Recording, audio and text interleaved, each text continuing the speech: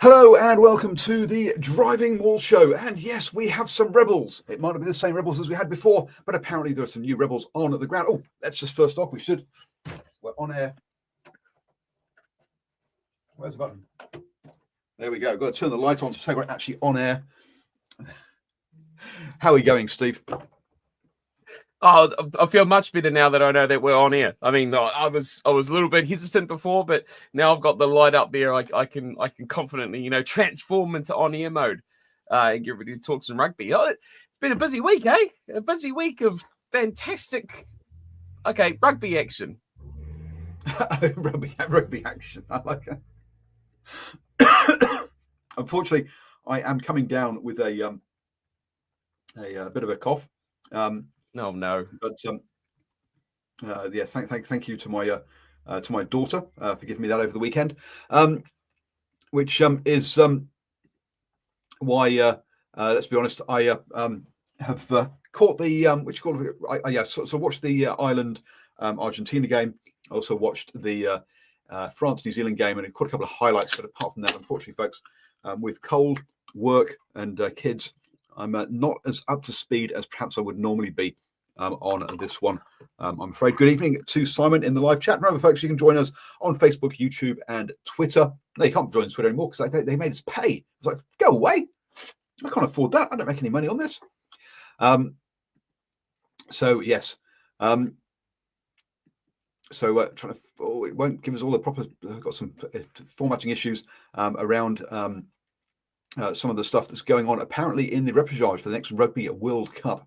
And all of that going on. So, Simon, thank you for keeping us up to date with all that kind of stuff. But before we get into actual action on the pitch, we've got action off the pitch because, hey, this is rugby. And so, what would rugby be like if it was just if actually stuff was running smoothly and all of that kind of stuff? So we have a new head of rugby. Yay! A new World Rugby chair, because Bill Beaumont, let's be honest, he fixed everything, didn't he? The whole world was in. I mean, what has he actually achieved in his time as world chair? Has anything changed? We've the laws. Sorry, the laws. Oh, of course, yes. The laws always keep changing. That's true. Because. Yes, they're so much less complex now than they were back then. I'm sure there'll be no new laws or no new interpretations to confuse not just new fans, but also other fans as well. And in comes the first ever Southern Hemisphere head of World Rugby in Robinson. So yes, this is instead of the French guy who was up against Benazi, apparently. And the reviewer says Robinson is the status quo guy, apparently, compared to Benazi. I must admit, I did not follow this election at all. The Pichon against Beaumont was interesting because an Argentinian, someone from not a from kind of outside the kind of the old boys club, we might have actually seen some change or someone trying to drive change. But yes, an Australian versus a French guy for the head of World Rugby. Yeah, that doesn't really set the doesn't excite me at all, I'm afraid, Steve. The difference you talk about Pichot, his running against Beaumontosaurus. The difference was that Pichot's like what he played in the mid 2000s. He's only probably been retired 15 or so years.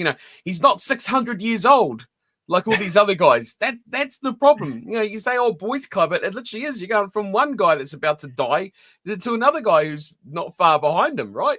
I was looking at Robinson before. Is he's 64 or something? 54. 54. So I guess he's probably got a few years left in him. But I'm 50. I'm dear me. I know I'm not going to call that. But now this is your prime in terms of boardrooms. This is your boardroom prime.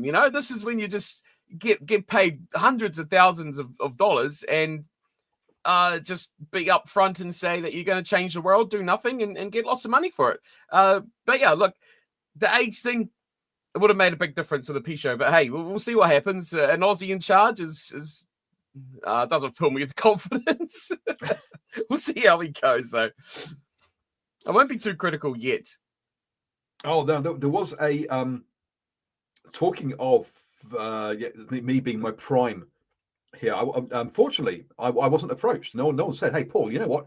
You should put yourself forward." Unbelievable. For New Zealand Rugby's new board. I would have voted for you.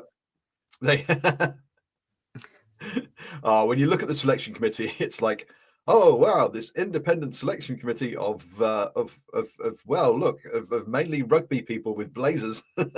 It's just like, oh my god. But apparently, yes, they've got someone who has been some sort of cricket administrator guy. They've got asked him to come on board. So maybe we'll have someone with fresh ideas who has actually led an international game in its kind of expansion. So we'll see about that one. But also, Tane Randall, I think, was also rumoured as being as having put his name forward as well. There's something like 200 or 120 people have put their names forward for like the 8 places. I mean, it's just like, wow. Okay. I hope you did too. No, I didn't actually. Opportunity lost. It was. I've missed out on the gravy train. So Tane Randall, did Ruben Thorne put his name forward? I'm trying to think of the most boringest rugby players that could make the most boringest boardroom members. You know, Ruben Thorne, Tane Randall, Ron Cribb, you know, those boring back rowers who think they're all exciting and monstrous, but really, you know, Chris Jack, who else is really, you know, off the charts? Case Muse, Anton Oliver. Now, Anton Oliver would be a good one. He is an incredibly smart man, but again, would not be very exciting. All these people who have got recent connections with playing and in touch with the modern rugby. Do you expect anything different? I mean, really? I mean, if it come up something left field, I'd be shocked. Anyway, so we'll hear some more about that on that side of things as well. But anyway, that's all the kind of fairly standard boring stuff that's going on in the background. But apparently, there's a yank with lots and lots of cash. Who has decided it is time to shake up world rugby and give it the big revolution it needs, because you know what, he's seen it happen with the IPL, and what we really need is a 8-team franchise model that will go around the world in a Formula One style series of games over 14 weeks to really shake up rugby at its very foundations. What? Now, and apparently there may be some Middle Eastern money involved as well, but that seems more like rumor and just hopeful stuff, because hey, you know what, they threw money into golf, but they like playing golf, and also lots of political decision makers play golf, and so hence golf is a good thing for people in the Middle East to get involved with, whereas rugby, not so much. Let's be honest. The Middle East has shown an interest in golf for a long time, and hosting various events there. Rugby, much less so. There was that recent thing about trying to have the Nations Cup in one place, but that was sports washing. Qatar's had a couple of goes at throwing money at rugby. They've had a couple of goes, I mean, slapped in the face twice. So third time's the charm. So apparently there's American money behind this. He's seen the IPL and thinks that rugby is ripe for an IPL style change. Now, the IPL worked for a couple of reasons. One, there was an audience of 1 billion people really looking forward to this brand new format of cricket called T20 that wanted to watch it. Where is the audience of people that really want to watch the same rugby with just different names tagged onto the teams? Look, at the end of the day, so yeah, I just don't see where the audience is for this. The audience for rugby, Wales. Yeah, I mean, if they can keep packing out that stadium to watch Wales play, they'll watch anything. Go to Wales. Stop number one, Wales. Hey, does this remind you say Formula One style, right? Formula One style, like an IPL franchise. So you're saying this is kind of like franchise sevens, because that's exactly what they do. Now, if they were talking about sevens, I might actually give this a modicum. But I mean, the place to place to place. You know, they do a tournament in America, and then they do a tournament. You know, that sort of style. So there's the seven style of the World Series, but in 15s. Yeah, okay, but then you have a winner per location, right? Because you play several games in sevens. This you can't play several games every weekend of 15s. You'll just break the players, right? So I'm assuming it's 14. It's going to be something like 10 rounds of games followed by, or this is 8 teams.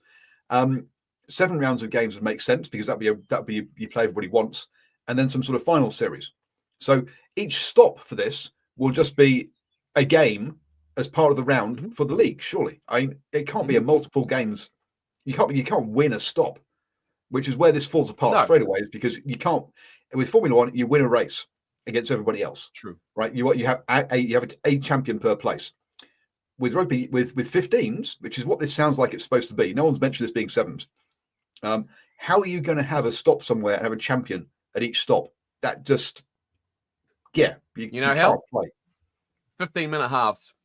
50 direct knockout, 8 teams. There's a quarterfinal, 3 games. There's been 8-4-2. Bang. There's been no talk in any of this about changing the laws or the rules. All the talk is someone about give me a job. World Rugby. Where's this American for the money? Get him touch. I'll sort it out for you. 12 or 15-minute halves. There you go. Bang it out. 12-man rolling subs. You know, make it exciting. So look, at the moment, so apparently about 20 to 30 players have already signed on as being in principle as to taking part in this. And when they're being offered $2 million each per year, I'll sign in principle for that kind of cash. Let's be honest. I mean, if you look at the live golfers, they weren't doing it for the good of the sport, were they? They were doing it for their own bank balances because they were like, oh, cash, thank you for playing less tournaments, even better. So look, I mean, apparently there's a quote about from one test player saying, "Oh, this will free up the club game for non-test playing players." Pardon? How is that supposed to be a good thing? I mean, what? So yes. Now look, maybe I'll eat my hat, and in 2026 this will happen and be successful. Look, it might happen in 2026, but I can't see it being successful. The appeal for rugby, people watch things because of history and tradition. What is the most what within non-international games in New Zealand? What is everyone interested in? The log of wood. They're not interested. The interest isn't really in Super Rugby. It isn't really in winning the NPC title. It's about winning that log of wood. What's the interesting? Where's all the interest in international rugby? It's generally in the Six Nations because of the history of the Six Nations. Does anybody give a toss about the July internationals? Not really, unless you're an absolute rugby diehard. Does anyone care about these November internationals unless you're a rugby diehard? Again, no. Hence why they're trying to get off this Nations Champions Cup thing off the line. Because the Rugby Championship has a bit of history, but doesn't have the same 100-odd year history that Six Nations does. And it's history that runs this game, that causes interest in this game. You could say, unfortunately. So I just really, really don't see this being successful. Do I see it happening? Possibly, because you know what? Rich people are stupid. Look at look at Elon Musk, right? They believe they get to a stage where people stop saying no to them, and they end up spending money on things because I can. I think it's a good idea. Let's put a car in space. Yeah, okay. Because that Tesla's going to go to Mars, isn't it? So look, it might happen, but I can't see it being successful. I just don't see where the audience is. Yeah, Wales. That's where I find the audience. That's goes there straight away. But I can see where they've got these players from. You're talking about it and saying, test or former test players and stuff. There is a plethora of players under that cusp of the best that have played one or two tests at the end of their careers. The Japan guys or the Pro D2 France guys or the fringe, even the top 14 guys. You just think about New Zealand and Australia now with, the Rebels going and so many players leaving to go offshore. There's a lot of players cashing in when you look through the newly announced Super Rugby squads that came out last week as well. A lot of guys they're packing up and they're going for money. Like Chase Tiatia, I was surprised going and cashing in money this year after being a real stalwart almost of Super Rugby with the Western Force. And now, getting to the end of his 20s, he's kind of like, well, I've got to get some money. This sort of thing appeals to a player like him that knows that he doesn't have an international career and is playing for the love of for the sport. And now he's at a stage where he, obviously wants to secure financially his future. So there's a lot of guys like that I believe this would appeal to. And I do believe they would have players, like you say, not just because it's a large sum of money, but it's a good sum of money for them to secure themselves because they're in a position that clearly they're not international quality, but they're good enough to play at this sort of level. So I see the players globally, I don't know where the support comes in to watch it. Outside of Wales, how they support that team beats me, but they still pack out a stadium, which is something New Zealand rugby could learn from. Yes, true. So just a couple of final details for folks, just because, hey, let's treat this with a modicum of seriousness. So they reckon it's going to be actually 14 weeks long and not clash with international rugby. So players can play this and international rugby. Done a quick analysis. So 2024, the Six Nations ran from through sort of February into March. The gap between the Six Nations and the mid-year internationals was 11 weeks. The gap between the mid-year internationals and the Rugby Championship was 6 weeks. The gap between Rugby Championship end-of-year games was 5 weeks.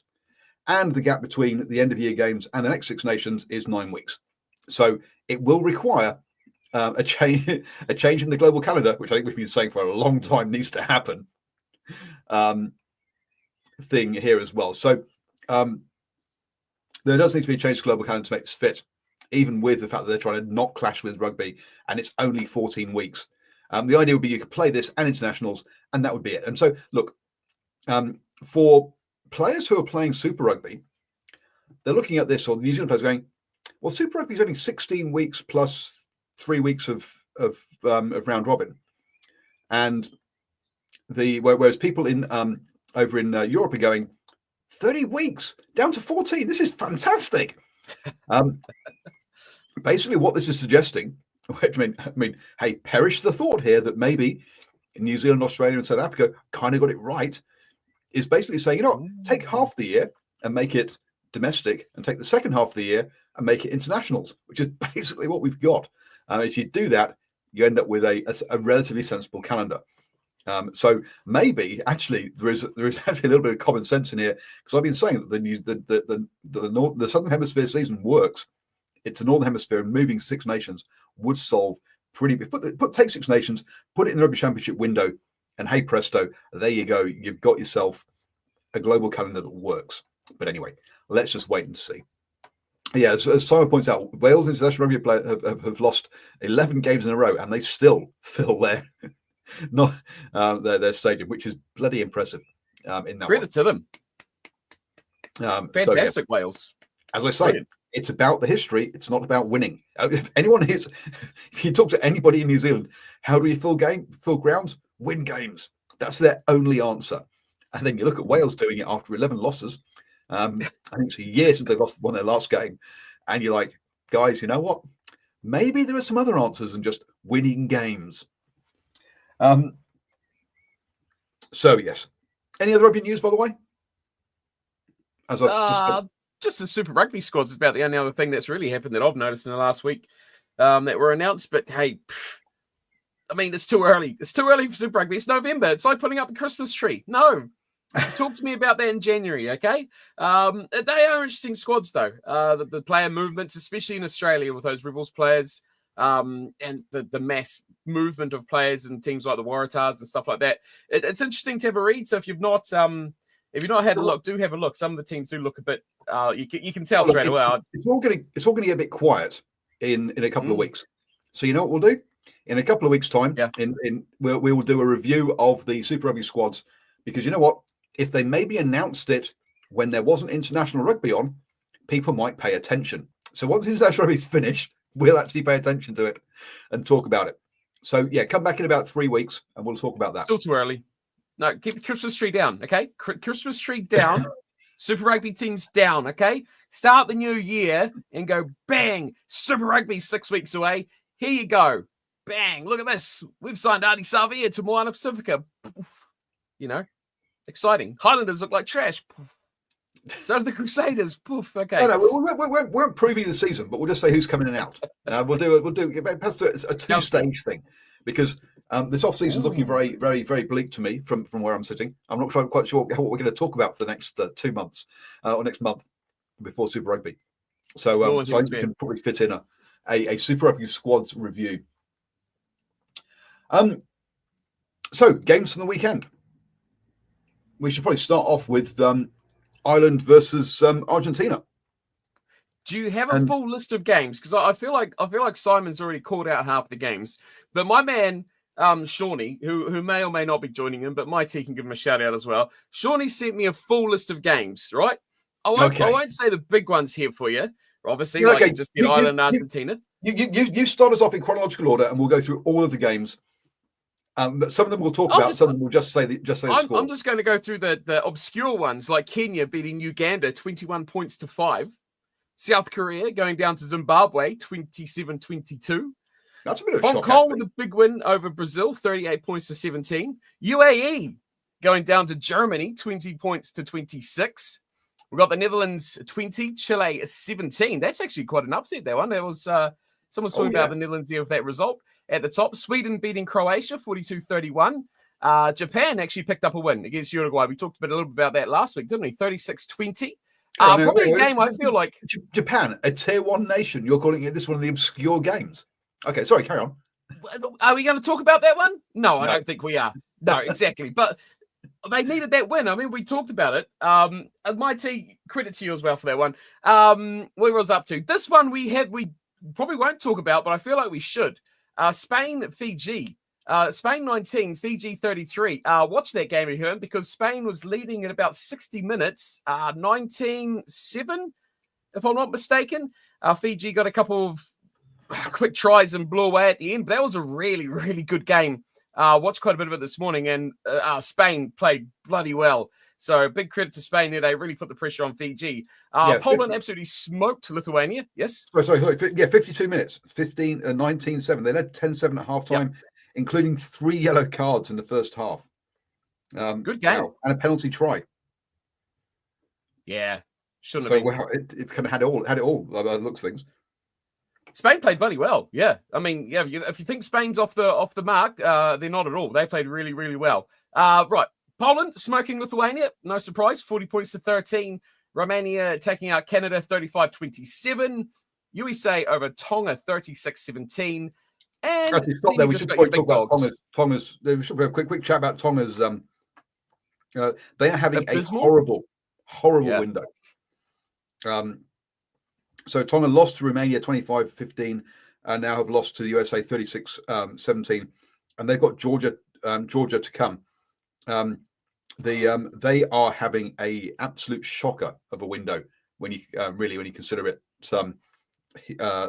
Here, USA, as I say, they didn't make the last Rugby World Cup, and they've lost to them 36-17. That's Tonga in a bad way at the moment. So that's props to Mighty for bringing that one up. What's the last score? I spoke over the last score you mentioned there. I know that was it. The rest of them are.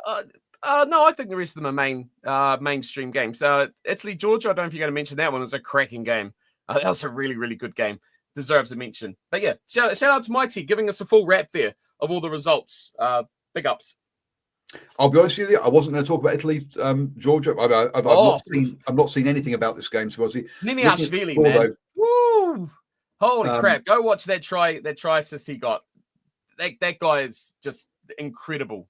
One of the best players in the world. But Italy were trailing 6-17 at half time. They were in real trouble.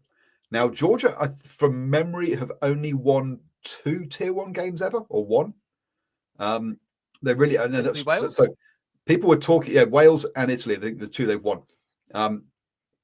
People were talking about them being the Six Nations for like a decade before they even won a Tier 1 game, which was just dumb.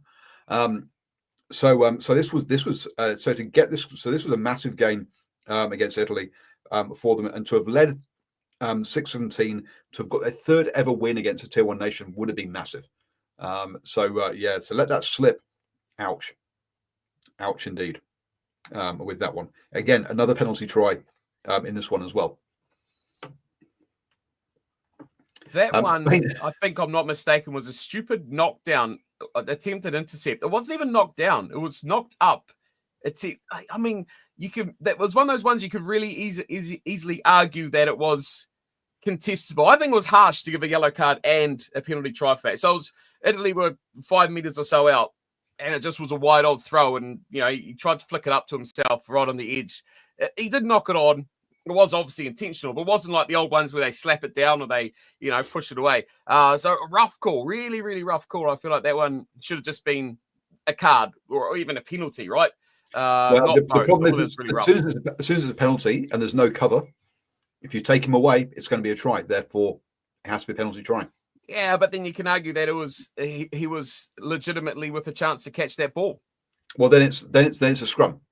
Rather than that's what I mean. I feel like it was a legitimate chance to catch the ball. He hit it up into the air, ran into the opposing player that was going to be catching it, and obviously didn't regather. A bit of a long shot, but boy, I feel like that was a harsh turning point call of that game. Yeah, it's one of those ones where it's either a penalty try or a scrum. It's nothing in between. Yeah, rough on the poor old Georgians, but they're good. They're good class, man. They got a lot of guys that really are up to good quality international level.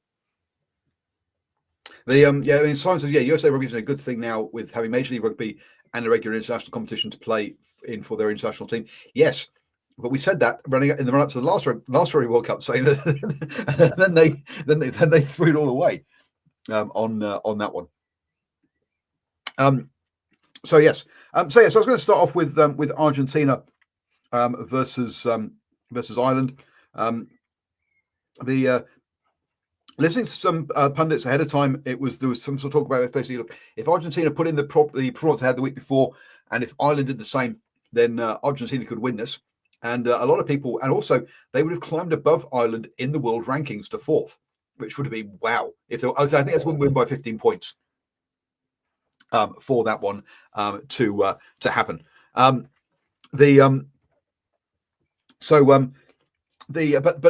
looking at rankings and history, you would have to say this should have been kind of a comfortable win for Ireland coming into this, but no. Listening to Irish commentators though, I found it kind of amusing when they're like halfway through the game, they're like, Argentina really needs to do some shots, fire some shots. I'm like, they fired a shot in the second minute, but it was disallowed. I mean, they went the length of the bloody pitch.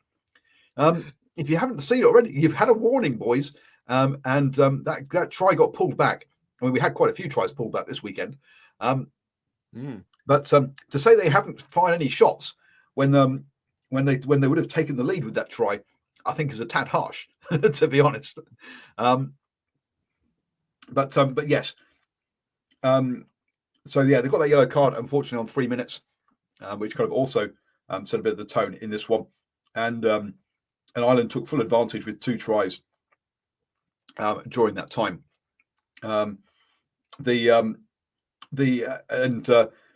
Argentina really struggled to get into that first half, and it was 22-9 at half time.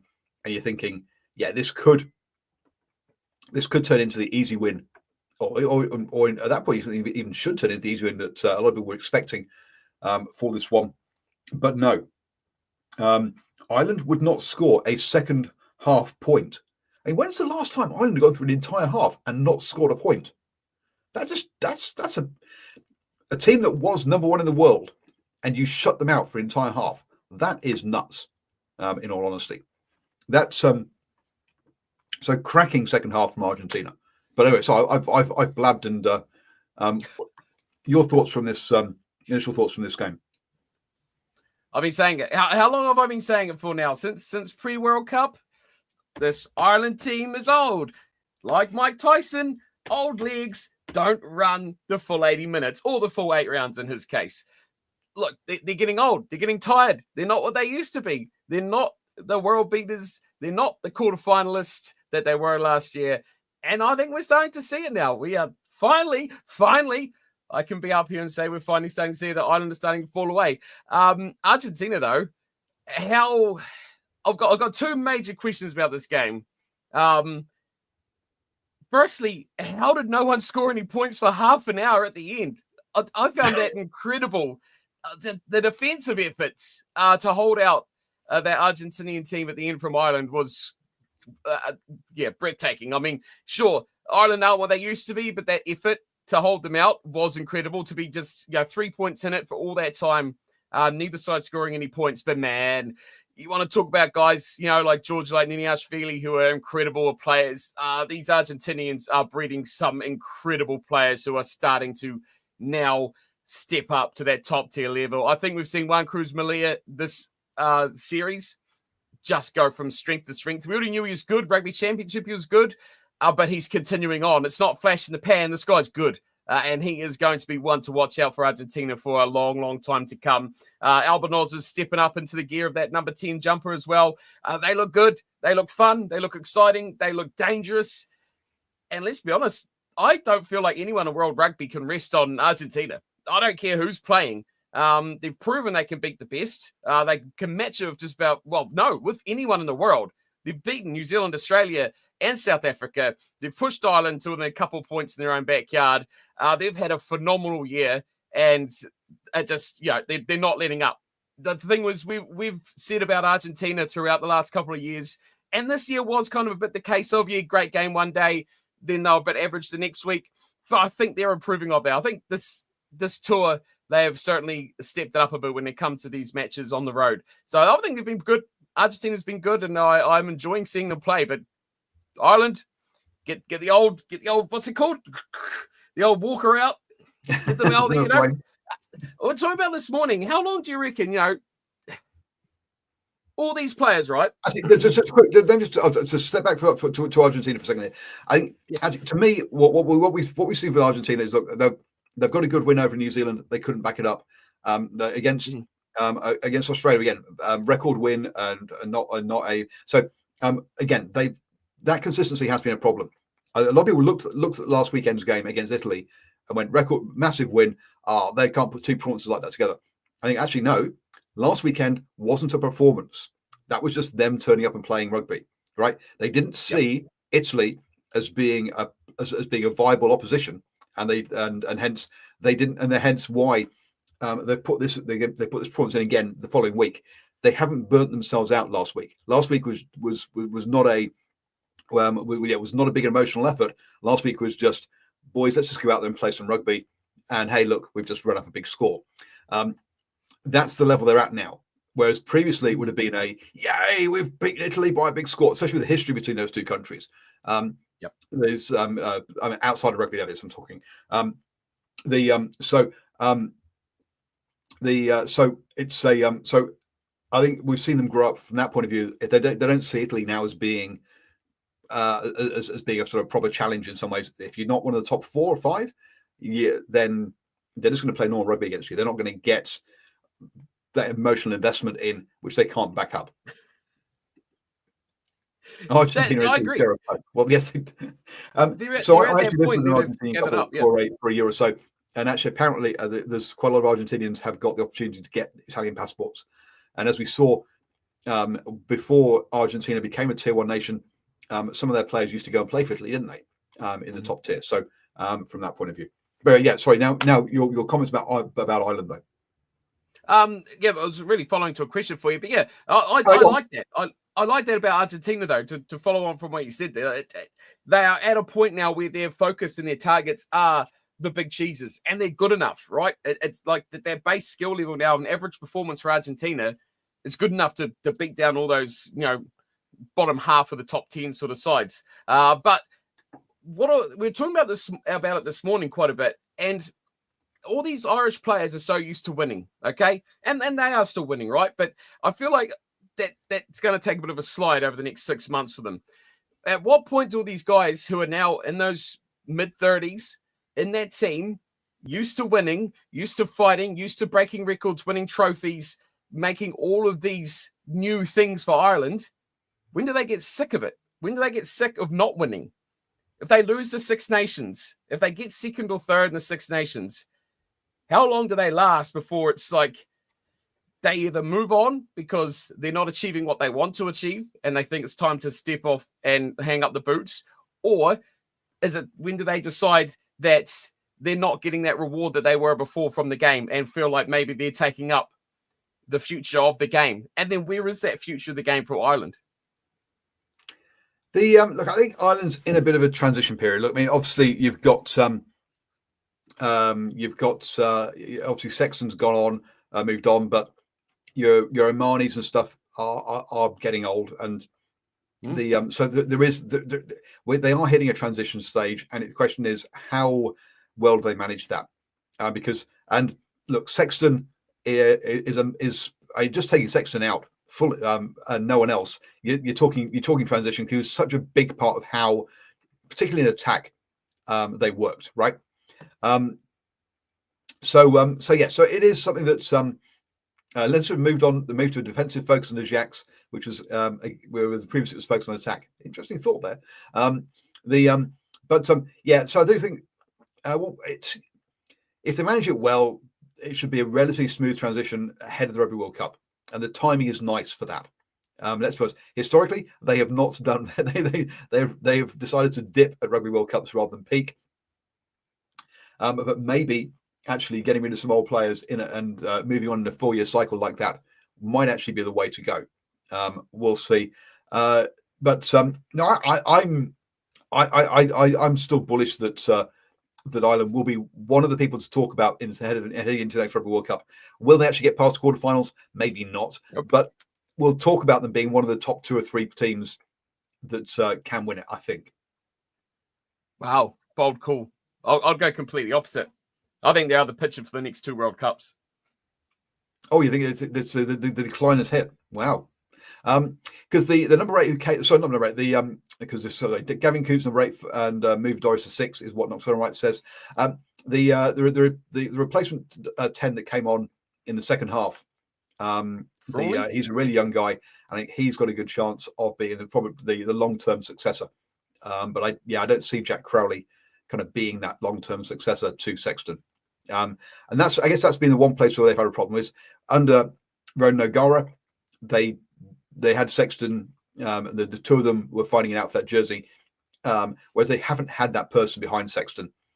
And they just didn't build depth there, and that's been a real problem for them. Mm-hmm. Wow, the reviewer says, I think France and Australia will be favourites come 2027. Yeah. That's a very big call on Australia. I don't disagree.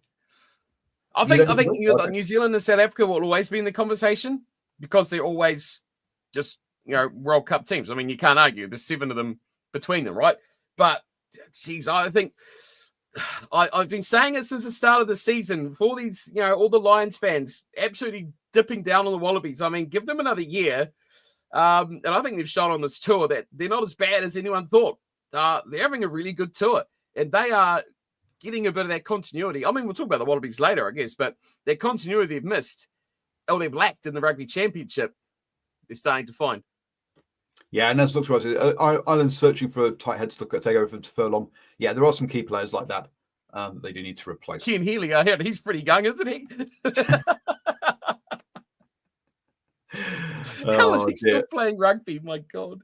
How him and Dane Coles. I mean, I'm sorry. Look, I'm English, and it's just it does my head in. One of the games that you decided was apparently a major game was Scotland Portugal. You didn't mention that as being one of the smaller ones.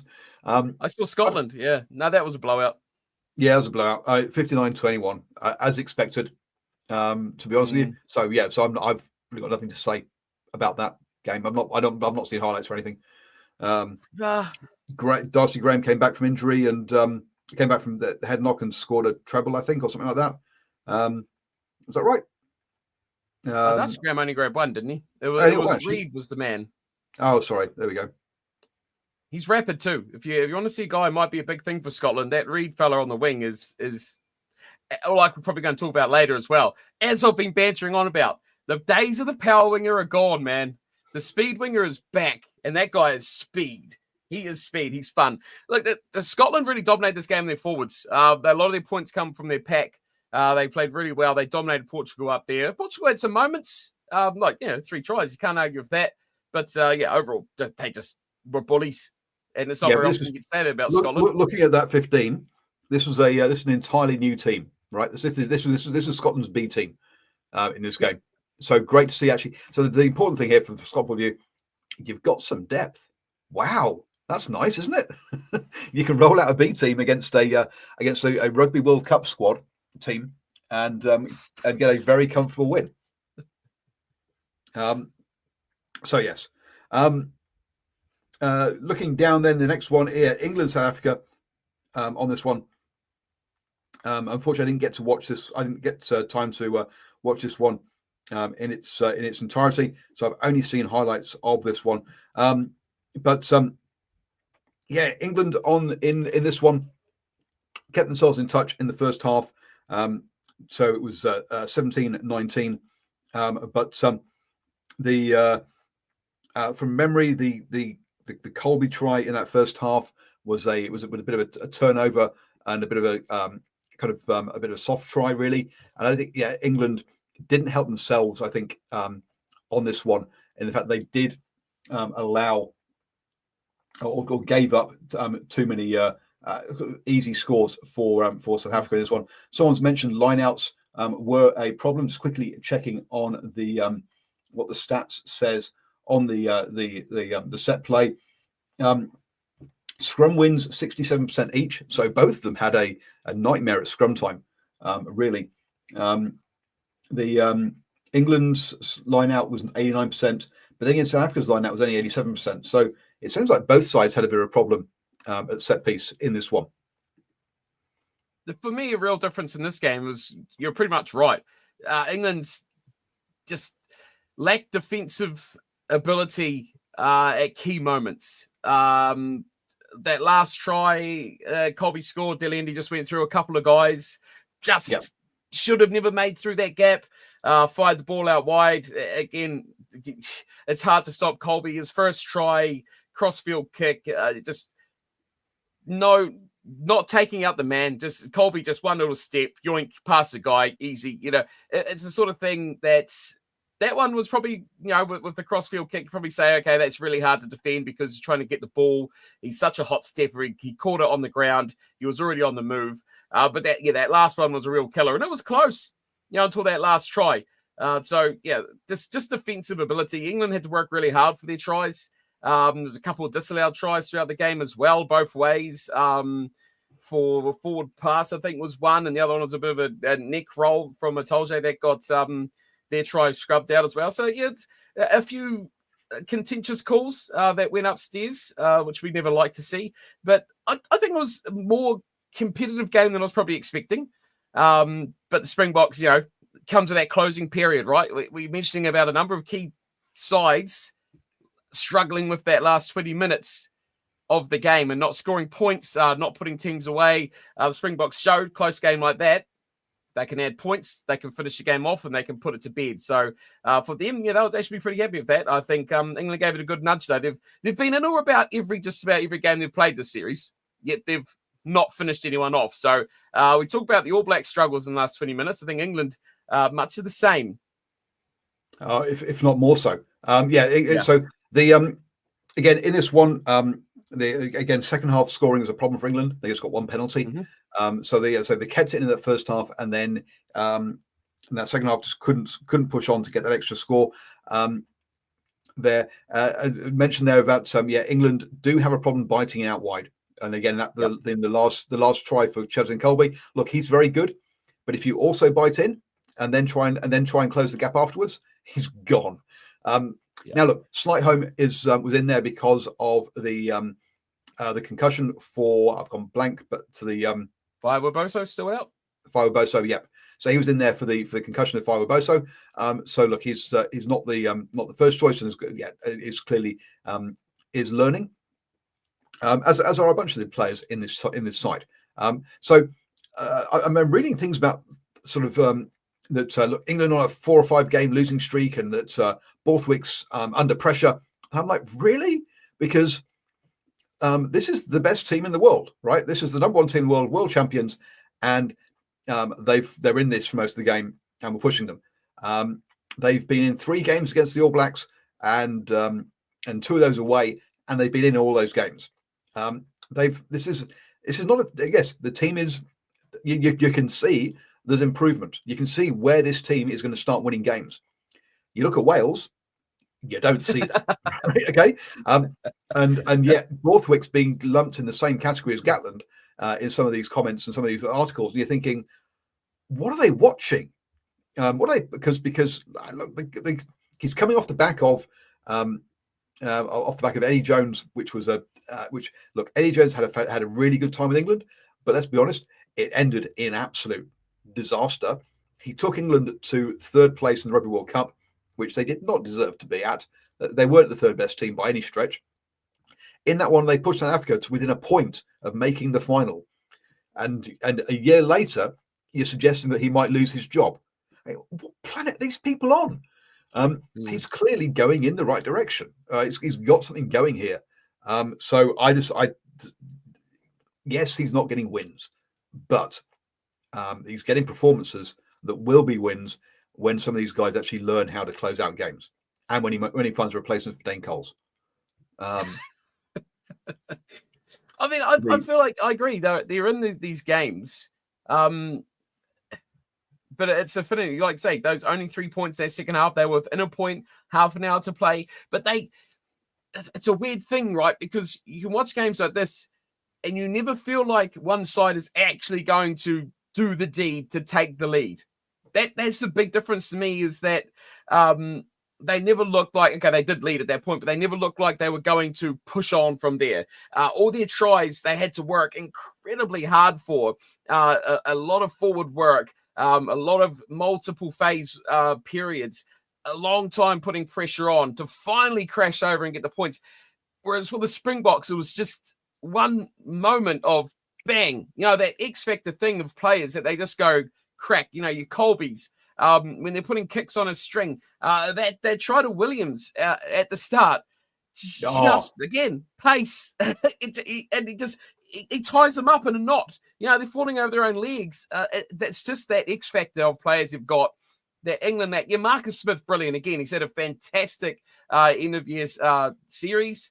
I do agree. Someone's saying he lacks the backup around him, but boy, he is a special talent. He's the sort of guy that can do those sort of things. He can take a team on his back, and he has done so domestically, right? If he does a bit more confidence, a bit more time in that team jersey, I think he's going to be a standout guy that England can put those moments on. But for now, it's still early on in that period. And look, if they can keep these things together, I think Slightholme's made a good fist of this game in 3 quarters that he's had on the wing with Fiwo Boso out. So, again, players are coming in. They need to sort out that midfield. I think that would really help them if they could actually get it right and get the best out of Ollie Lawrence in that midfield and find out where that combination is going to work for them. There's things that need tweaking. There's always things that need tweaking. But I still think that they're a team that's not far off as well. And again, all these 3 games, moments could have won them those games. They're just not getting those moments. Yep. I was hoping for a 1-score win for South Africa. I thought we could keep it a little bit closer, but still, this has not been the blowout that next weekend will be, where South Africa will change their entire team and absolutely thrash Wales. Wales. Yeah, I mean, look, England have kept it to that, whereas South Africa, I mean, they beat Scotland 15-32, right? So they doubled their score. That was a 3-score, a comfortable 3 or 4, or even anyway, a big win over them. Whereas this one was much closer than that. So I'm I think England are, I say, heading in the right direction with this stuff. Cracking game of the weekend, or a game, was France versus New Zealand, and boy oh boy, Scott Barrett is learning that what it means to be captain of the All Blacks, and the level of scrutiny you're going to be under. Coming into this this series, we were like, oh, the England game, that's going to be tough. Oh dear. And then they're going to lose against Australia. That's what they're going to lose against Ireland and France. And boy, oh boy, this is going to be the worst season of this century for the All Blacks. Instead, they've got that win over England. They've beaten Ireland, and they've come into this game, and we were saying ahead of time that actually, you know what, this has been a successful tour, whatever happens in this game. And then they've pushed France to within 1 point at home, and boy, oh boy, he's getting dragged over the coals for a decision about whether he kicks at goals or not. This is compared to where the All Blacks were 3 months ago. This has been a fantastic. This is not a result. This is not a game that we saw being this close. Let's be blunt. So they have come along a long way. Razors, has got them moving in the right direction. So I don't believe that. Especially when you consider that they've lost Sam Cane, who has been a key part of this back row and this defensive setup to that head injury from last weekend. They bring Finau, who lasts about 90 seconds before, unfortunately, he goes off. Now, the great thing again is just how his concussion was dealt with. It was like, he's off, he ain't coming back. There was no talk of that. And look, he did not know where he was. So quite right too. But it's good to see that they'll be handled properly. And to have someone like Peter Lakai, who, let's be honest, 12 months ago was nowhere near the All Blacks conversation, to come in up against one of the best teams in the world in their backyard, and to see him put in 78 minutes. And to me, it shows this team has come a long way. And what a way to start your debut! Not debut, because he did play against Japan. Not his real debut as an All Black, to come on and score a try. I mean, cracking result for him, because he got himself in the right place at the right time, which just showed he was just playing his rugby. He wasn't overawed by the situation. And that was cracking. I mean, what's that old saying? Pressure makes diamonds, right? All of these young guys have all come on for injuries, have all come on to replace people. They could have had this developing months ago, man. You know, Lakai could be a 6-test All Black by now, and we could have a back row with Satiti and Lakai and Savir and Finau, and, you know, you've got to give them a chance, man. You can't just wait. I mean, this is his chance. Fantastic performance from him. Were you concerned when Finau went and headbutted Tatafu's knee, which incredibly injured Tatafu's knee, which just blew my mind how a head clash to a knee injures the guy's knee. But Lakai come on, and this got me super excited, because I know what Finau brings. I know what Kane brings. This is 70 minutes. We got to see what Lakai is made of. This is what I want to see from this tour. Yes and no. I was worried about the balance of the back row at that point, because I didn't. Yeah, to me the balance was going to be off. I didn't see where the work right.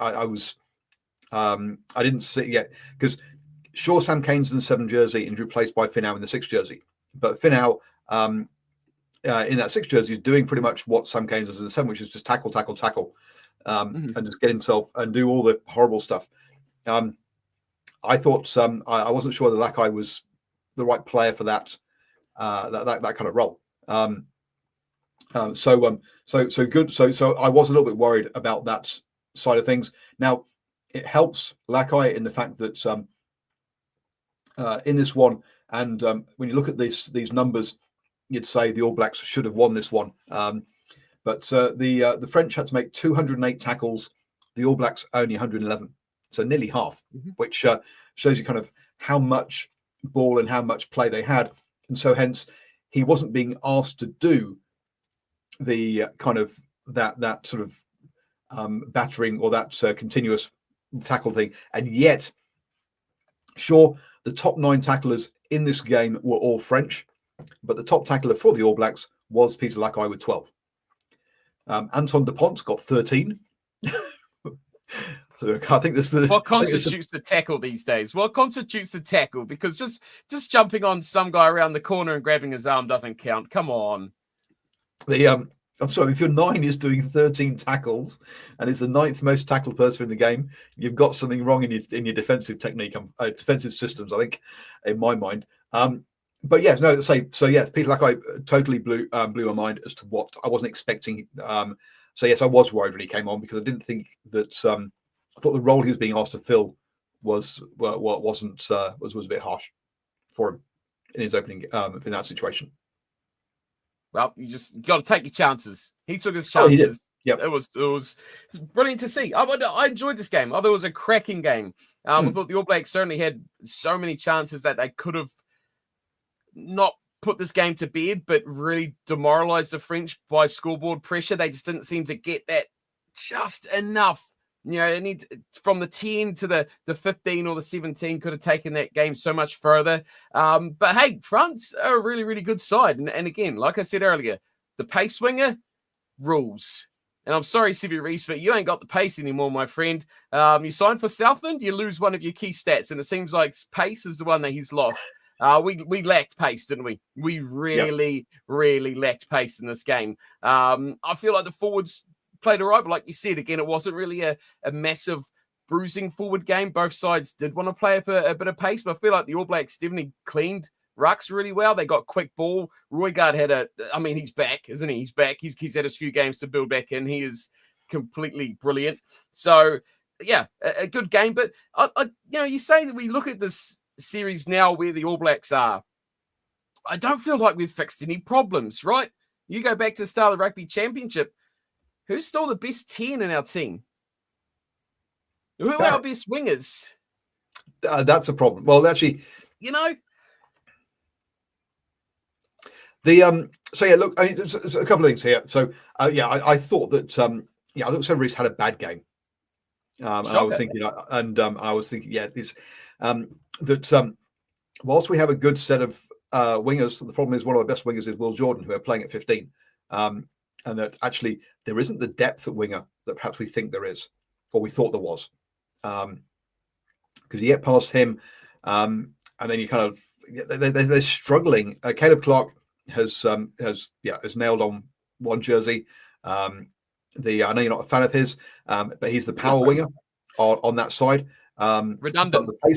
But the pace winger on the other side hasn't been sorted out yet. Who's the French power winger?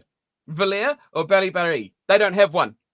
I know, but that's who's the pace winger for the Wallabies, the Springboks? Colby and the other little fella. They don't have one. And who's the pace winger for the Wallabies? Callaway and Tom Wright. They don't have one. The power winger is dead. New Zealand Rugby, move on. Name a power winger these days. Slidehome's pretty big, I guess, but he's not Fire Boso. Again, pace winger. Freeman, pace winger. I think every team. James Lowe, Mac Hansen, pace wingers, although they're both pretty old and slow now, but the game is pace wingers, right? I can't think of a world-leading power winger. Chat, give me one. Give me a world-leading power winger in these days. Give me the Naya Avoros. Give me the Namani Nadolos. That period is past. We've gone back to being, if you're fast, it don't matter how big you are because you're gone. You're fast, you can step. Vancluz Malia, Santiago Carreras. No, not Santiago. Mateo Carreras. He's the winger. Again, they're all pace. Absolute pace. So, yes, I do think that I do agree with lots of questions there. To me, one of the other things we saw in this game was that I don't know what the difference is in the defensive setup, but France didn't seem to ever leave an overlap or have gaps out wide, whereas the All Blacks seem to constantly have leave one player out wide and be jamming in, and there was always an overlap if you could get the ball into that space. Now, clearly, it's different. It's different defensive systems, but yeah, the All Blacks couldn't find that space out wide to get that player free, whereas there was always space for the French player. So that is one of my questions at the moment, or question marks around this around the defensive systems.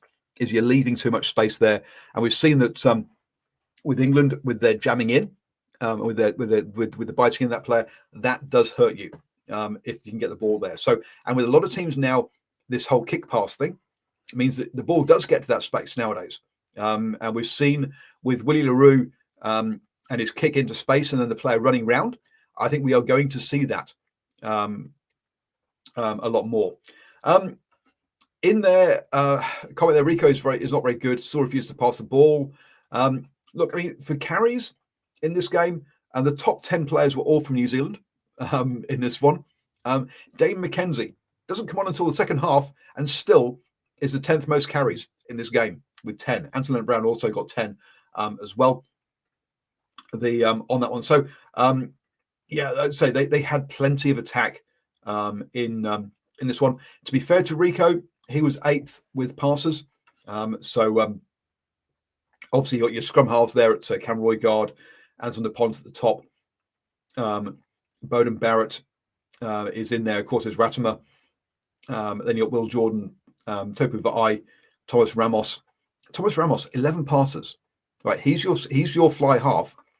Bowden Barrett, 41 passes. It shows you that sure, Anton DuPont moved to 10, but even so, it just shows you they run their game off 9. They do not run their game off 10, right? That just shows you how little how you can play a Thomas Ramos at 10 because he's not been asked to run the game. You can play a fullback in there who can tackle, who can pass, who can kick, who can run. He doesn't have to, but it doesn't have to game manage because that's all game managed off 9. Whereas Bowden Barrett or Dane McKenzie, they have to manage the game. It's a different style of play from that. Are you suggesting that we put Will Jordan at 10? If you have Anton DuPont at 9, go for it. We got Roygaard outplayed DuPont in that game. Outplayed him. I mean, look, I kind of find it hard to argue with the media and social media complaints that Scott Robertson got this one wrong with his substitutes, and Roygaard was having an absolute cracker game and maybe took him off a bit early, a bit premature. As much as I do like, and I think Cortez Latimer is a guy for the future and a guy for now, I just think Roygaard was just playing that well that you just gas him out and empty that tank. Yeah, look, I mean, Cameron had a cracking game. Don't get me wrong, but again, he's not the game manager that he plays slightly different styles to DuPont. But he's very clearly he is the replacement for Aaron Smith. That's his jersey for the next 10 years. All right, there's no he's number one, and then it's deciding who else comes into the squad. End of story. Yep. There's no the gap between him and the next guys to me is pretty big. And so to me, look, he really has shown why is there some hype around him. And this guy again, 2 years ago, was messing around with Counties Manukau and wasn't really getting game time at the Hurricanes. TJ heads overseas, and Judd gets injured. Who's the experienced guy? And suddenly, hey, here's the guy. So again, your point of it takes opportunities, and that's actually perhaps a deeper conversation for New Zealand rugby is why does it take injuries to players for other players to come through? Like he came through because of say TJ went overseas and Judd got injured. Otherwise, he would not have had the game time to prove he was All Black quality. If we can go back a bit further, and we can talk about the prop. I've gone blank from North Harbour who played at the Chiefs. How far back are we going? I'm only going back 5 years, 4 years, 5 years. Oh, yeah, then we moved up to the Blues. I've gone blank. Was offer vintage. Carl, big Carl. Tui Nufuaki. Yes. Remember, the only reason he got an opportunity and became an All Black, he went from club rugby to All Blacks in a season because of 6 injuries or something like that at amongst the props at the Chiefs. Otherwise, he would not have got a Super Rugby game. And then he was an All Black by the end of the year. The number of players who are there and are good enough, but the thing that stops them is players in the way who have proved they're not actually good enough, getting injured. Reputation. Reputation, exactly. So there is a because do you want Judd or do you want Cam Roigard running your game? Look, he's had a cracking career, well, better than I've ever been at a sport. Don't get me wrong, but still not All Black level, right? So there's and so there are some question marks there around that one. The hologram says, didn't Tuinufuati not even start playing rugby until he was really old? I think that was over-egged. I think he was. I think the Harwood guys knew how good he was. I think it was a fitness issue, and I think he also had a bad knee injury. So it looked like he hadn't played as much club rugby because of that bad knee injury, and so hence he started older. But actually, I think he was. I don't think it was as bad as much of that fairy tale story as perhaps someone would like to say. Conservative coaches are the problem. Yes, Nocturne are actually quite right. But then again, didn't he start playing sport more regularly because of a weight issue as a way to lose weight? Wasn't he like quite overweight as a health wise was bad for him, and he played a lot. So he stepped up playing rugby a lot more, lost a lot of weight, got an opportunity. Bish bash bosh, you go from chilling out trying to lose weight to an All Black in the space of a year or so. But yeah, it was definitely was a fast rise. But I do remember the story about him, how he was just doing it for fitness wise and have fun. You know, the old club rugby saying, have fun, play some sport, keep yourself fit. Then you're an All Black. Yeah, medical issues. Yeah, something like that. Yeah, weight loss. Yeah, that's right. I think it was, but I think he did something, then had a knee injury, and then because there was talk about one of the coaches at North Harbour basically spending afternoons, day after day, helping work, sort of crawling next to him and doing special crawl things to strengthen his knees and stuff. So yes. So anyway, but obviously cracking story. He's still only 31, actually, over in Montpellier. So there we go. But so he's only played. Looks like he's only played 12 games since 2022. So hasn't had much game time over there.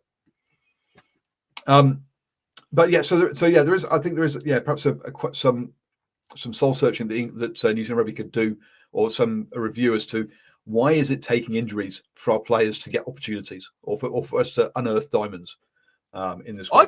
I thought Scott Robertson would be quite a progressive coach. I thought he would be one that would actually say, but it's again goes back to what we talked about 6 weeks ago about how he's being hamstrung a bit on how he wants to coach this team by the big bad monster that is New Zealand Rugby. I just feel like this isn't fully how he wants to coach this team. I feel like a few names would be going if he had free reign. If they just said, "Do what you want, we don't mind." I just think the team would be a bit different. Sadly, though, it makes you wonder how many more Crusaders might be in that side as well that he's got that faith in. But I just felt like being a younger coach, he likes that excitement. He likes the attack. He likes players to break out. I just it's been underwhelming. Can I say that? I think it's fair to say it's been. His first season has been underwhelming, not only result-wise, I think, expected, but I think in player development, like he had that press conference, was it yesterday after the game, saying how they've debuted 12 players this season or something to that number, which surprised me. But I guess with the Japan test, it's probably about right. But I don't feel like we're not developing those guys coming through unless it's forced. I just feel like some of these guys could be 10, 15 test players now saying to actually get through their career and actually being like, hey, this guy is the best guy we've got in the position and he's 24 years old or whatever. but we're not. We're getting it like, hey, here's a chance. We just had 6 guys get injured. Here you go.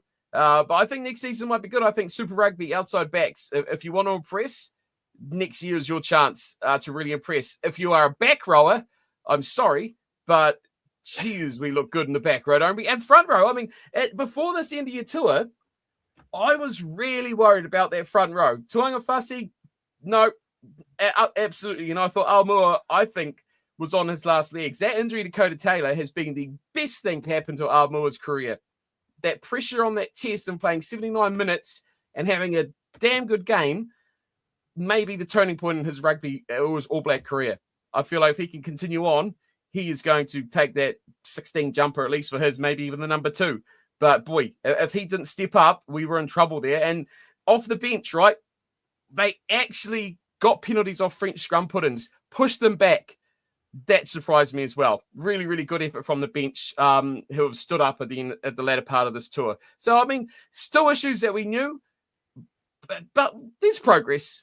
We're finding more holes, but we're finding more players to fill them. There's definitely progress. Don't be wrong. But yeah, no, lots of comments in the chat saying they expected more change through. Whereas I totally agree. It's felt like forced change rather than wanted change. Definitely. And whether that's because he's been hamstrung or actually he's a much more conservative coach than we actually ever realised, then maybe that's what it is. So we'll have to we'll wait and see as to how he grows through that. But yeah, I think he's definitely found it harder than he was expecting. Simon points out that South Africa have used 50 players this season already. We definitely know. And if it wasn't for that Japan test, we would be nowhere near that. Yeah. Not turn right says Jamie Joseph, the coach that bucks against that trend of doing what you're told. Vern Cotter, another one, right? The Vern Cotter was basically all the Super Rugby teams were told this is how we want to play, and Vern Cotter went, no, that's not how I'm playing because that's not what my players are good at, and he went on and won the Super Rugby. So that we do have a couple of coaches in there in the setup who are strong or are bloody minded enough or self confident enough to turn around and go no. Scott Razor is turning into perhaps a lot. We thought he was that because he got good results at the Crusaders, whereas in reality, it was good results at the Crusaders that made us think he was like that, not his actions necessarily. And so that's we're finding out he's a much more yes man than we actually thought. Hologram 2-back is New Zealand Rugby Union telling them how to play as in the Super Rugby teams. The All Blacks coaches definitely have input as to how they would like them to play. Now the head coaches then get to choose, but if you decide to play a totally different style to what the All Blacks coaches want, then and the players realise this, and the players understand that they're less likely to get selected because of that. Hello, Hoskins Tutu. Then you'll find actually, so if you want to keep your dressing room on board in Super Rugby, you should follow the advice you're being given. Hence why you have players like I say. That's why. So the fact that Vern Cotter went away from that and clearly kept his dressing room on board is impressive. Because I say generally you'll lose the player, you'll lose the dressing room if you try to do something different. I say Cotter did something different and kept the dressing room, which is pretty impressive, really. When you in that one, because let's be honest, the Blues dressing room is known for having players that are opinionated. So yes. So on that one. Vern Cotter came through Bay of Plenty. So it's the same way that the same path through that. I've just gone blank. The Chiefs head coach. Yeah. It's terrible names. I know the one you mean. Yes. Yep. So it is interesting that the Bay of Plenty is has been a good production ground for coaches there. So we've talked a lot about New Zealand. We should talk about France. Yeah, so well done France for getting themselves over the line on this one. Yes, they've got some key players missing. But you know what? That's rugby. You've always got key players missing. Should we talk about Jalabert and saying that got selected in the 22 jersey and then turned around and said, "No, I'm not playing unless I'm starting," and went back to his club. And so they had no, and so Dupont became 10 cover because they didn't have a 10 on the bench. I did read that. I read the headline. Yeah, I did read that headline last week, and I didn't actually read the article. I thought there was a little less controversy to it than that. Yeah, no, wow. If I'm not starting, I'm not playing. See ya, international rugby, Jalabert. Have fun. You'll never be true. You'll never be back, I should say. In that position. That's crazy, isn't it? Isn't that crazy? No, it's interesting. Now, if you did that in New Zealand, under sort of your Foster Hansen or Henry, they'd have said, well, this guy's never been selected again. Yeah. Now whereas the French head coach has gone and said, hey, if he wants to play French rugby, he's got to actually commit to play French rugby. We'll if he wants to, we'll have him back. Which was kind of like, wow, okay. He wasn't that's the end of his that's the end of his international career. Whereas if you did that in New Zealand, those coaches would have gone, "Lord, I'm not having him again," and would have. But no, he has not been. So he has not been totally thrown out, which is interesting. So we'll see as to whether he does come back or not.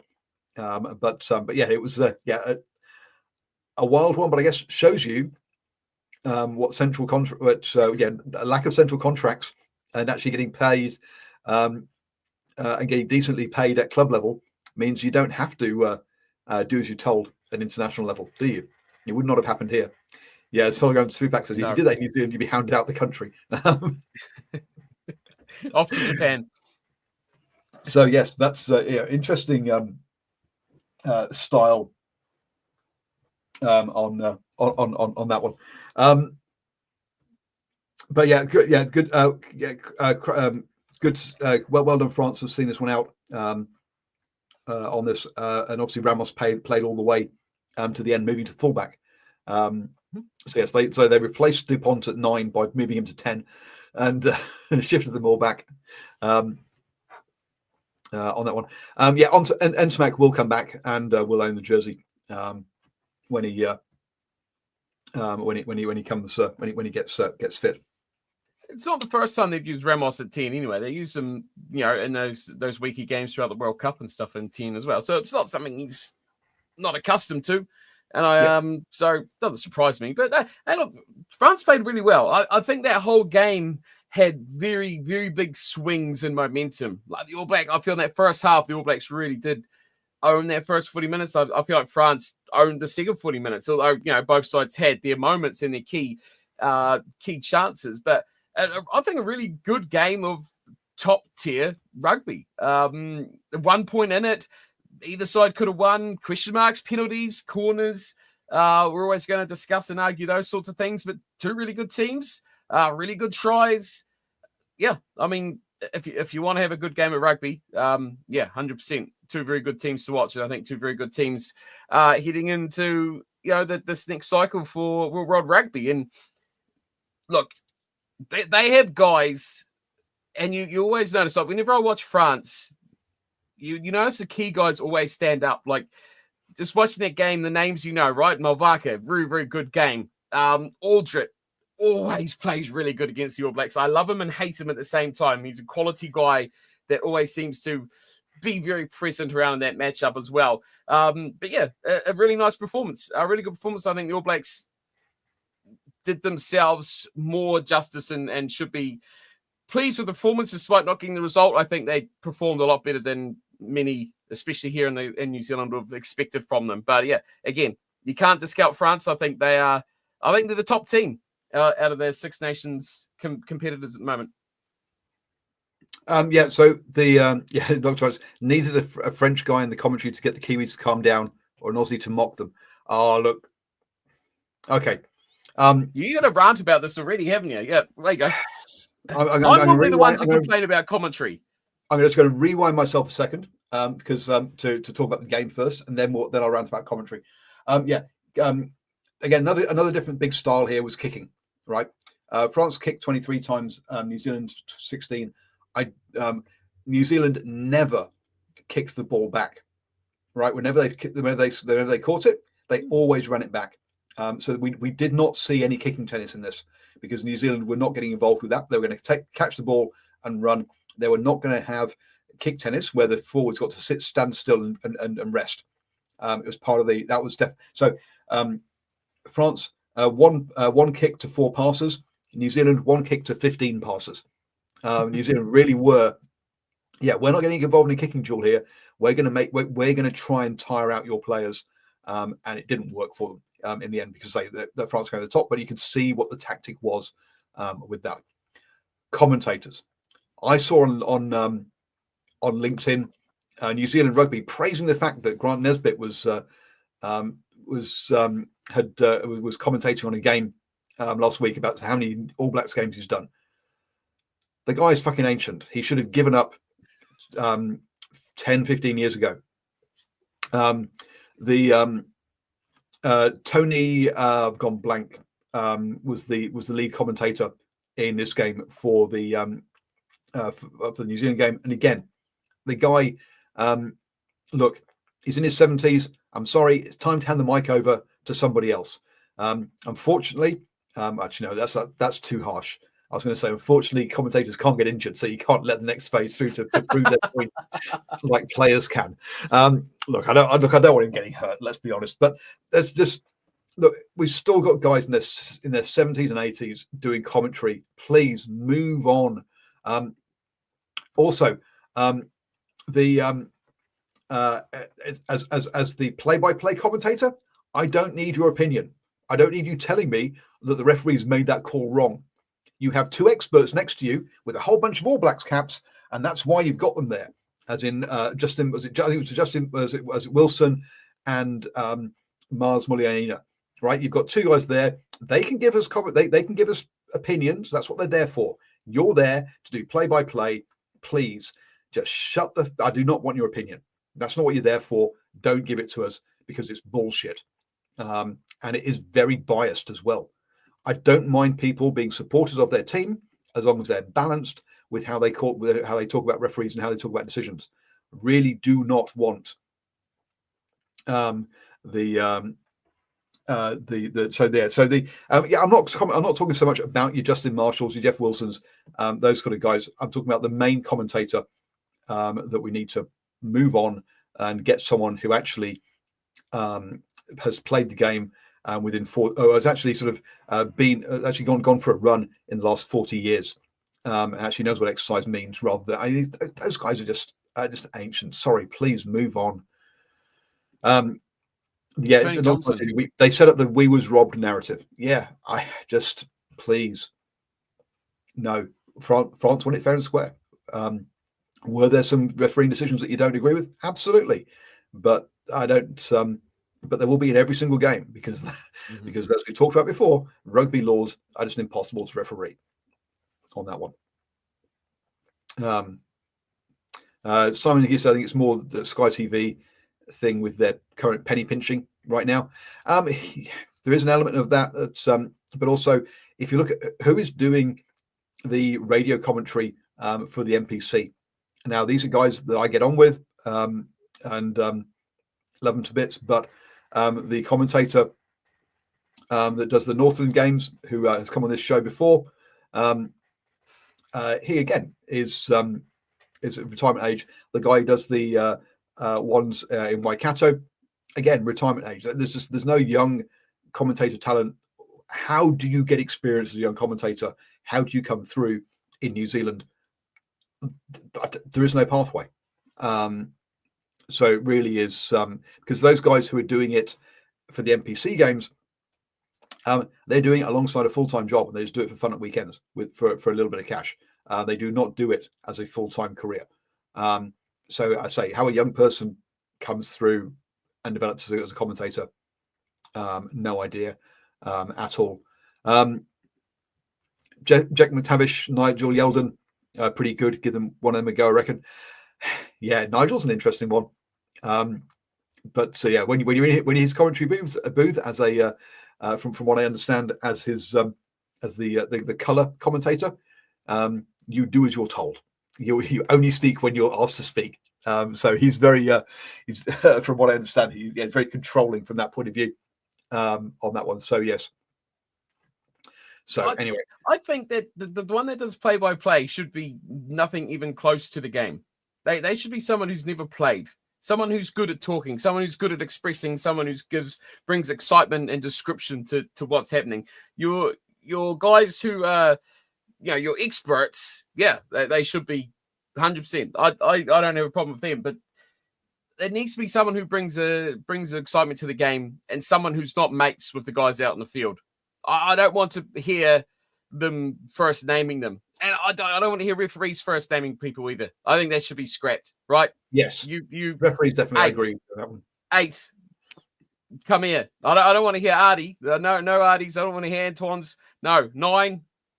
Yeah, that's it. Same with commentators, last names. I don't like that.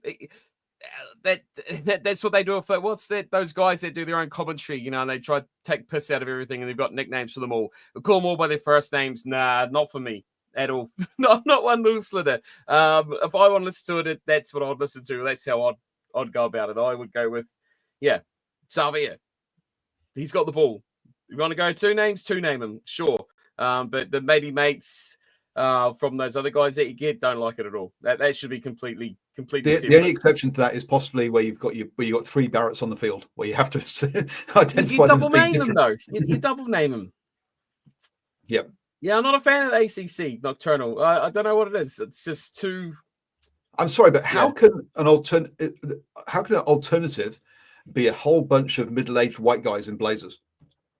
Oh, sorry, that's right. They're wearing shorts rather than trousers. That's alternative. I'll do it. Sky, give me a call. I'm sorry, but I'll make paint dry exciting.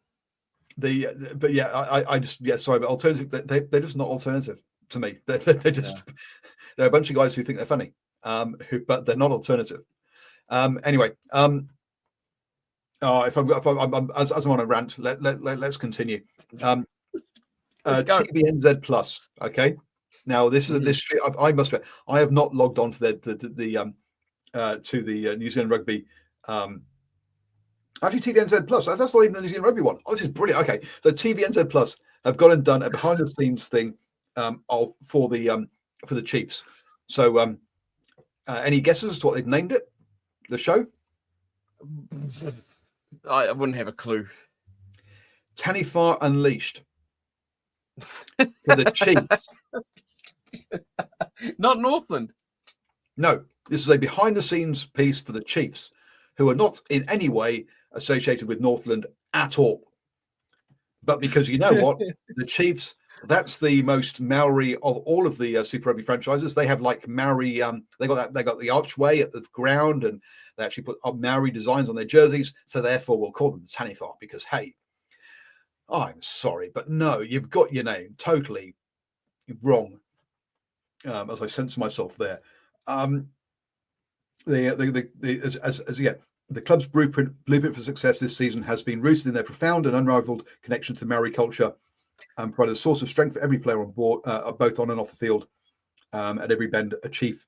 On every bend, Tanifar. I get. I get the Maori culture is a big thing for them, and that's great. But to call it Tanifar Unleashed, I'm sorry, no, there are the Tanifars, and that's Northland. Don't go, stop trying to manufacture a kind of nickname and things for it. Sorry, they got that one wrong. So that's just my little rant there on that one. I agree. What Chiefs? You're talking about Kansas City, right? No, well, clearly I'm talking about the ones based out of Hamilton, but even so. So one more game to talk about. Actually, no, 2 more games to talk about because have we done? Yeah, we've done Italy, George, haven't we? Yeah, I have. So on that one, so Wales, the Wallabies. Wow. I thought that there was a good chance that the Wallabies would have had their kind of final last weekend, and this weekend would come into this game and would be a bit more and wouldn't be as up for it as they were against England. So I'll be honest, I didn't see this one coming. And then you go and say, "Oh, we're going to change our centre partnership entirely and put Karevi and Ikitau in." You're like, hang on. One of the really, really strong things about the Wallabies last weekend was the centre partnership. But you've gone and taken away one of the things that works really well against England and replaced it. Why? So I was, have we done Wales yet? No, we're doing Wales now. So I was surprised by that change. You bring in a rugby league guy, you give him his first ever game in rugby union or first professional rugby game in rugby union. He gets man of the match. Everyone goes, that's the best. That's possibly the best debutant performance ever. And then you pull him the next week. Okay, confused. I'll be honest. So I did not see this record score coming up. But 19-0 after the first quarter of the game, and Wales really didn't help themselves, did they? Let's do a pass out the back that drops to the floor. We'll have Nick Frost, a lock, pick it up and run in 50 meters. What the great try! Wonderful try, and yes, it's where you pull out that line, like that fantastic commentary line of the galloping giraffe.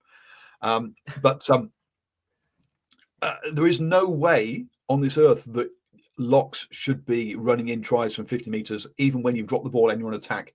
Somebody should chase him down. Where were Wales? They just weren't even there for that kind of thing.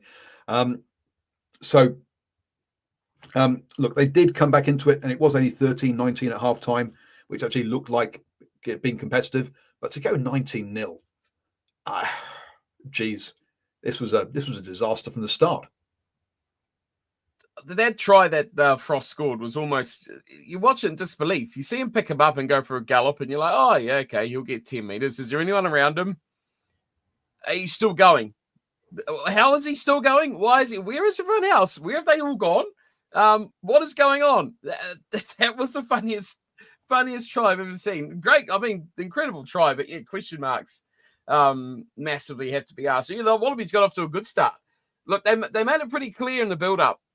Schmidt made it pretty clear in the build-up that they didn't want to flood Saili, whatever his name is, with having too many starts at once. They wanted to give him a little taste, bring him back, and kind of blend him into the game, which I can kind of understand, because it's a lot to take in, right? All that performance, now all that attention, and they've got good depth there, and it's Wales, remember? I mean, did you really think that Wales were going to actually come to the party here? If there was any game the Wallabies were going to coast in, it was going to be this one. But yeah, good start. Wright had a great game. I thought they looked really good on attack, and they made their tries look really easy. And maybe that's more to the fact that Wales defended so poorly, especially when there was a half a gap. They just were like, well, okay, let's start again and go back to halfway, which was pretty poor from them. But yeah, the try from Nick Frost, one of the highlights of the weekend, just to see the big lumbering man. He's not even fast for a forward either. Yet there was no one even close. All those speedy backs, no, did not care whatsoever. But yeah, poor start. Got back into it. A good bulldozy sort of effort from Wainwright to get in there. But yeah, they never looked like, although they were within 6, they never really looked like they were going to get right into this game again. And the Wallabies made sure of that after the halftime break, despite, leaving a man off for 20 minutes, just to try and even things up. Didn't make a difference, did it? No, obviously. So Karevi was off for a head clash. Thoughts? Sorry? Thoughts on that? Did you see the hit? Yeah, I thought it was a yellow at best. So I've seen a hit just on just on highlights, so I only got to see it once. But definitely yellow. Yeah, there's head clash. So happy with that piece. but to say then it was high degree of danger, I thought that was going to be a yellow and stay yellow. I did not think it was going to be upgraded to red. To be honest, I thought they were both. I thought it was a bit of a dip and stuff. So I was a bit surprised by that, to be honest. But yeah, as you say, he's off for 20 minutes. So clearly, what you do is you batten down the hatches and just play for time. Or if you're the Wallabies, you score 3 converted tries. But I mean, to be fair, 2 of those are from Fezler, which obviously means you line out more, which was there. So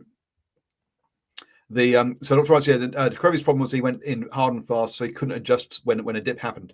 So that's why I thought there was a dip. So yeah. And that's a mitigating factor. The dip, he did. When he caught the ball, he went down with it. So he was definitely down. But you're right. Yeah, he did. He smoked him. I think. Yeah, definite yellow.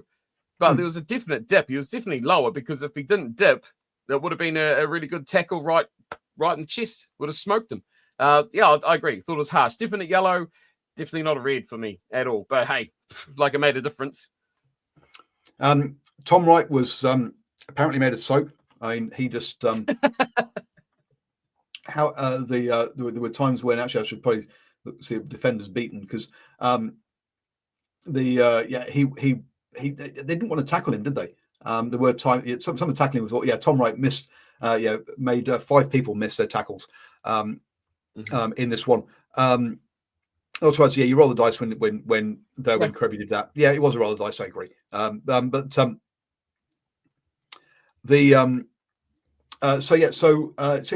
Wright had a cracking game in this one, and played very well. From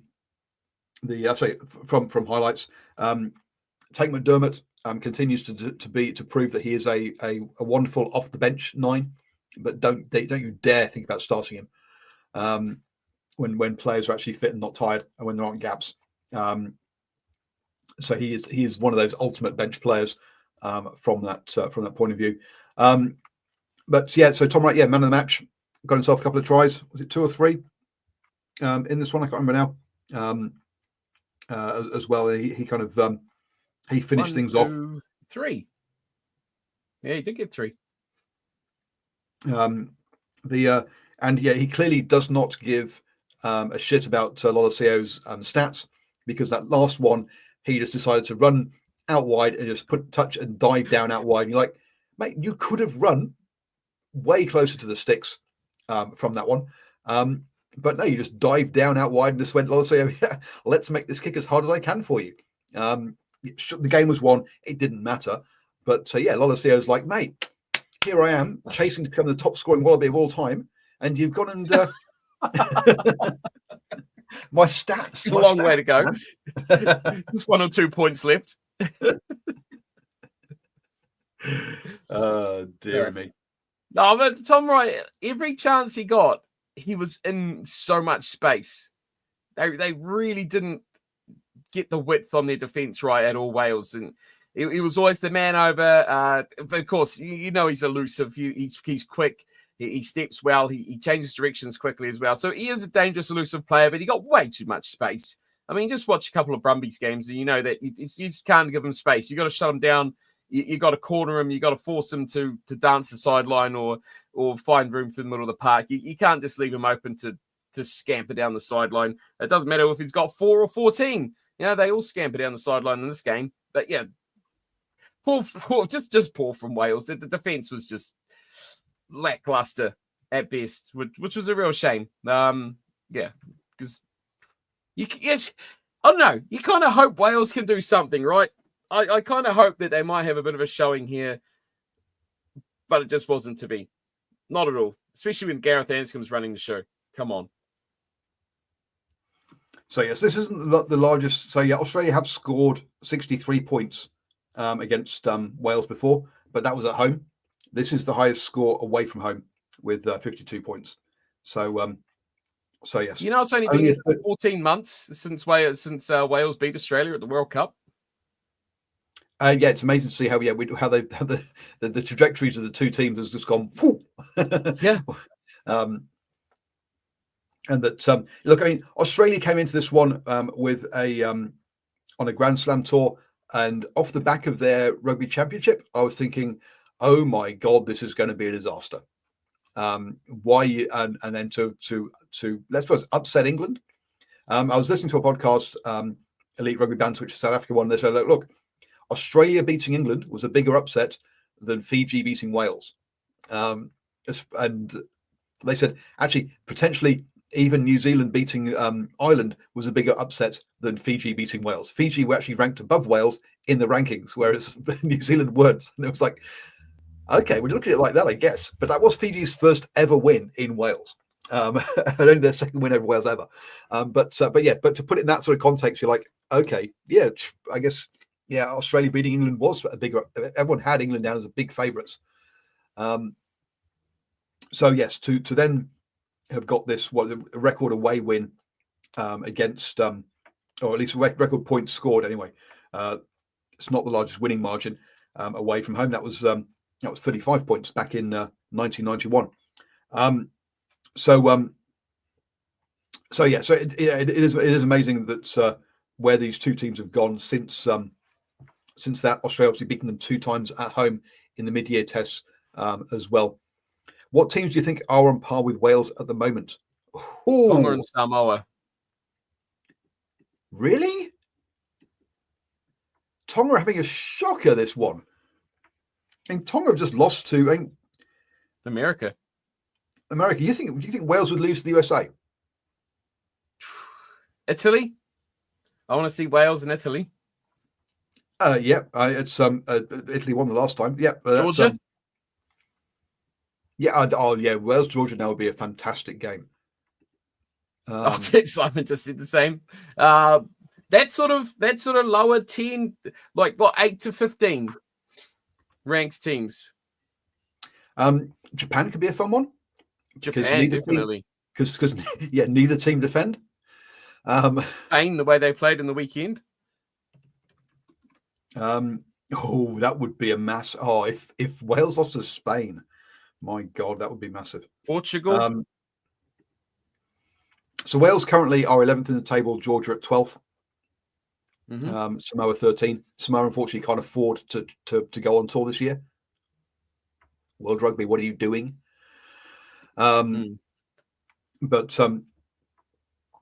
yeah. Portugal is slightly above USA at the moment, but no, I can't. Having seen Portugal against, or I've seen the result. Sorry, against a second-string Scotland team. I think Wales would comfortably beat Portugal. But Japan, Samoa, Georgia, Italy, those would be fun. I think. Yeah, I mean, now Chile. Sorry, get Chile involved as well. Do you put Chile above Uruguay? No, but I'd like to see it. I think these are all the teams. I think Wales need to go on a gauntlet, right? End of year gauntlet. They just have to beat everyone. They have to beat all these teams until someone knocks them over. Might not take long. Start at 20th and work your way up. Because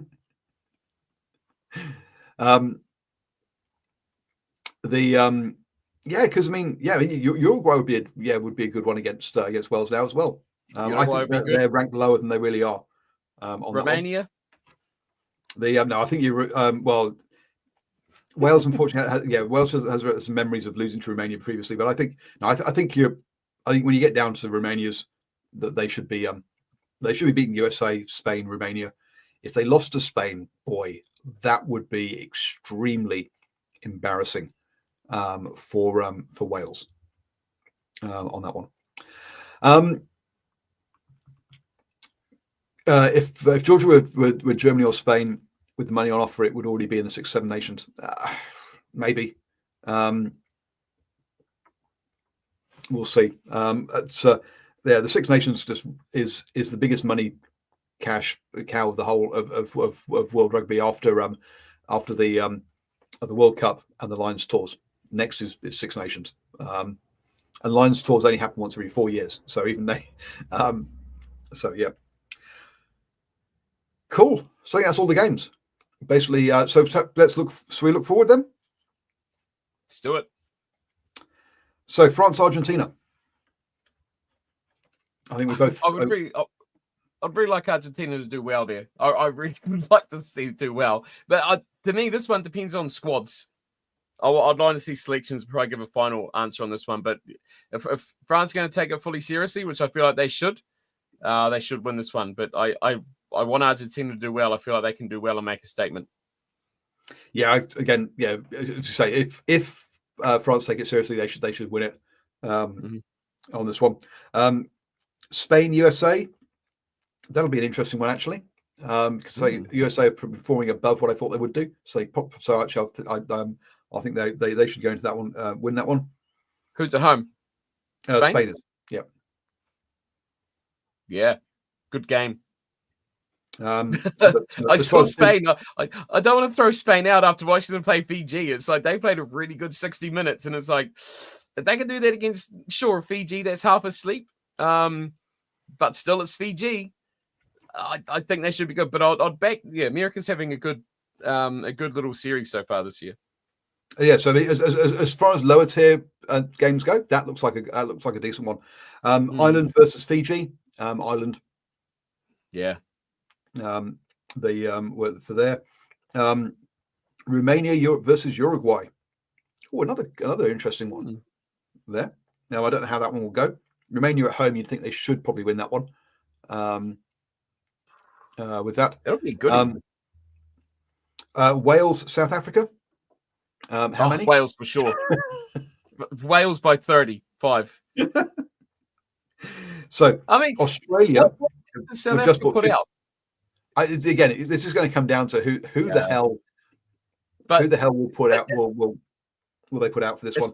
A Springbok C team should dismantle Wales pretty easily, right? Well, they've used 50 players, so let's make it 65. So you mean players, not score? 54 try combo. I like it. Yes. Now that one could be nasty.